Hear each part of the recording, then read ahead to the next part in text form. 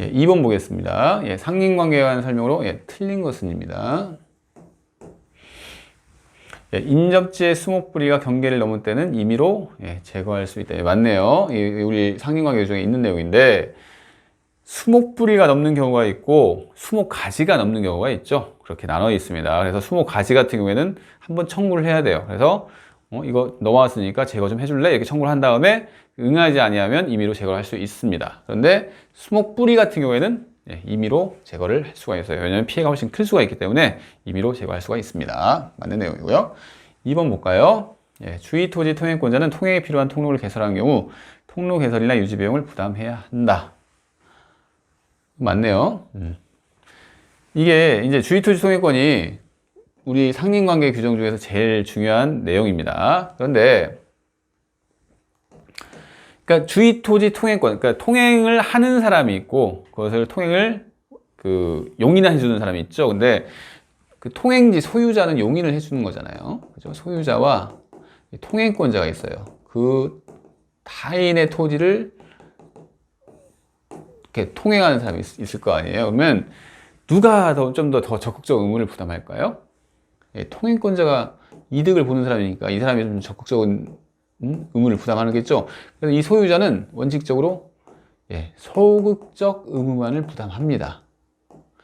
그런데 이 사람이 이 통행권에 방해되는 어떤 담장 같은 걸 설치했다. 이런 경우에만 이 소유자는 그걸 제거할 의무, 약간 적극적인 그런 의무가 부여됩니다. 그래서 지금 주의토지 통행권자는 적극적인 의무를 부담하죠. 그래서 이자가 통로 개설이나 유지 비용을 부담해야 하는 게 맞습니다. 그래서 이거는 맞는 내용이네요. 3번 볼까요? 통행지 소유자가 이번엔 소유자입니다. 주의토지 통행권에 의한 통행에 방해되는 담장을 설치를 했답니다. 이때는 철거 의무 부담한다고 했죠. 그죠? 이런 경우만. 4번 경계에 설치된 담이 상린자의 공유랍니다. 경계라고 하는 것은 바로 옆에 연결된 다른 토지가 있을 거 아니에요. 그래서 담이 설치됐다. 그러면 원칙적으로 공유라고 추정을 해주죠. 그죠? 그렇게 하는데 이 공유를 이유로 공유물 분할 청구할 수 있습니까? 없습니까? 이 담을 분할 청구하면 말이 안 되는 거잖아요. 그죠? 이 담, 내가 지금 공유하고 있는 내 거야. 원칙적으로 공유는 분할 청구 자유가 있는데 이렇게 담 같은 경우에는 그 공유물 분할 청구 자유를 적용하지 않습니다. 그래서 분할 청구하지 못하는 게 맞는 내용이죠, 지금.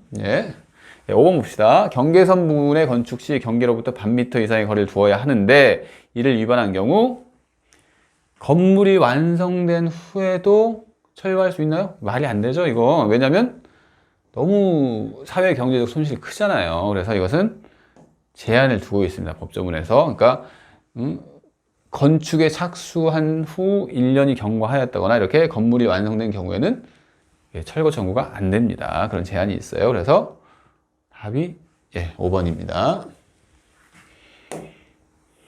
주의토지 통행권에 관한 설명으로 틀린 것입니다. 주의토지 통행권은 토지와 공로 사이에 기존의 통로가 있더라도 그것이 토지 이용에 부적합하여 실제로 통로로서의 충분한 기능을 하지 못하는 경우에도 인정된다. 이게 맞는데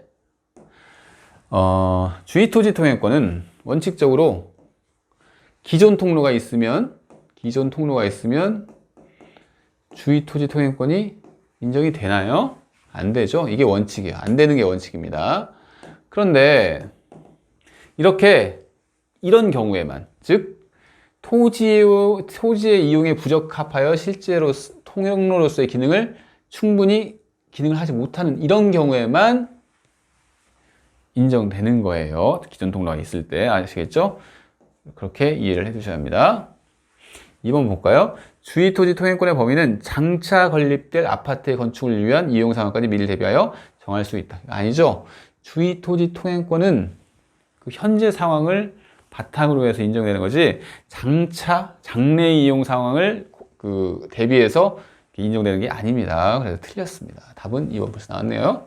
3번 볼까요? 주의토지 통행권이 인정되는 경우 통로 개설 비용은 누가 부담하죠? 그죠? 그 토지 소유자가 부담해요? 아니죠.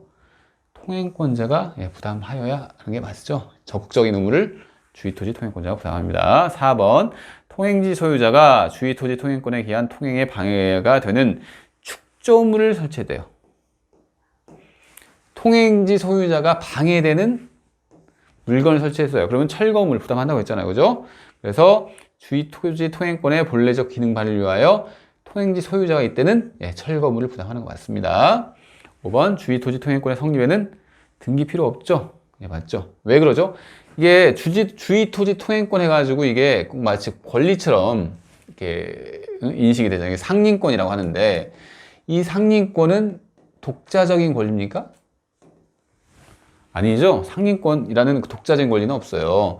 이게 한 소유권의 한 내용일 뿐이죠. 주의토지 통행권도. 그래서 이 상린권은 독자적 권리가 아니기 때문에 이건 등기 사항이 아니에요.